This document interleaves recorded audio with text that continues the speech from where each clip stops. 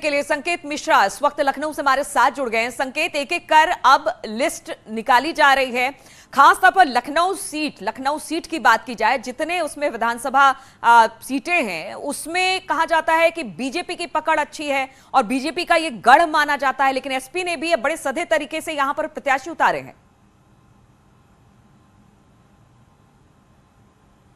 बिल्कुल जाहिर सी बात है। हालांकि अगर बात करें टिकट वितरण की तो लखनऊ की 9 सीटों पर पेच फंसा हुआ था और यही वो वजह थी कि वो लिस्ट रोक रखी गई थी और कई बार मंथन हुआ, लेकिन उसके बाद भारतीय जनता पार्टी कोई निर्णय नहीं ले पा रही थी। अगर हम बात करें जो कल सूची आई है उसमें सीतापुर की भी वो 3 विधानसभा सीटें हैं जो होल्ड पर कर दी गई थी। उसमें मोहाली की सीट और सिधौली की सीट और सीतापुर शहर की सीट। इसी तरीके से लखनऊ की जो 9 विधानसभा सीटें हैं ये भी रुकी हुई थी।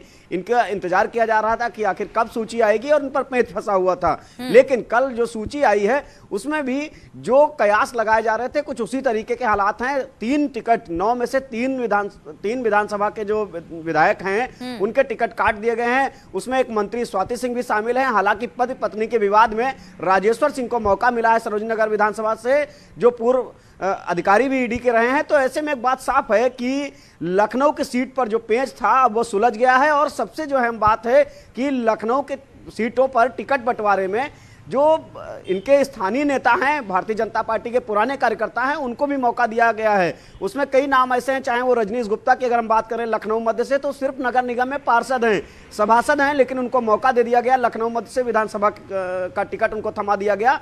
वहीं दूसरी तरफ बक्सी तालाब से टिकट काट दिया गया अविनाश त्रिवेदी जो कि मौजूदा विधायक हैं भाजपा के, उनकी जगह पर योगेश शुक्ला को टिकट दे दिया गया।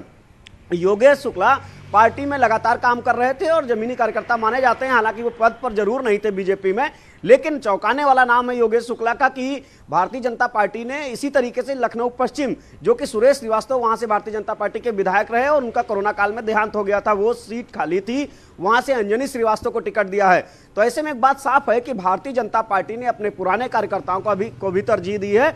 वहीं टिकट काटने में भी कोई गुरेज नहीं किया है। संकेत, यानी जिताऊ उम्मीदवारों पर जिस तरह से लगातार कहा जा रहा है कि बीजेपी ने बड़े तरीके से मंथन किया है, जिताऊ उम्मीदवारों को ही मैदान में उतारा जा रहा है, तो जो सिटिंग एमएलए थे जिनका टिकट कटा है, क्या ये सब भी एक उसमें कह सकते हैं कि काम नहीं हुआ, या फिर कहीं ना कहीं जो अपने कार्यकर्ता थे उनको तरजीह दी गई जो काम कर रहे थे इस वक्त? और सबसे बड़ी बात यह है क्योंकि रीता बहुगुणा जोशी लगातार अपने बेटे की पैरवी कर रही थी कि उनको टिकट दिया जाए, क्या उनको भी समझा लिया गया?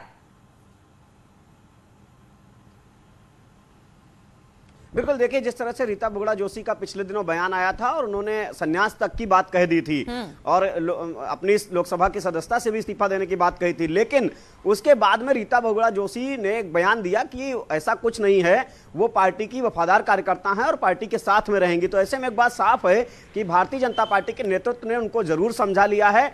हालांकि अभी कयास ये लगाए जा रहे हैं उनके बेटे को लेकर कि कैंट से टिकट नहीं मिला है तो नाराजगी है। वहीं दूसरी तरफ अगर हम बात करें स्वाति सिंह की, तो स्वाति सिंह और दयाशंकर सिंह के आपसी मतभेद, पति पत्नी के आपसी मतभेद की वजह से उन दोनों का टिकट काट दिया गया, नहीं दिया गया उन दोनों को, जबकि स्वाति सिंह का टिकट काटा गया। वो मौजूदा सरकार में मंत्री भी हैं, लेकिन कहा यह जा रहा है कि दयाशंकर सिंह चूंकि भारतीय जनता पार्टी में काफी समय से जुड़े हुए हैं, प्रदेश के उपाध्यक्ष हैं, ज्वाइनिंग कमेटी के मेंबर हैं, उनको बलिया से उतारा जा सकता है चुनावी मैदान में।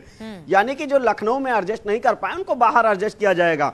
वहीं दूसरी तरफ 3 मौजूदा, 1 मंत्री और 2 विधायकों के टिकट काट दिए गए हैं लखनऊ में। और यही नहीं, अगर सीतापुर की सीटों की बात करें तो वहां पर मोहाली और सिधौली और सीतापुर शहर ये सीट होल्ड पर रखी गई थी।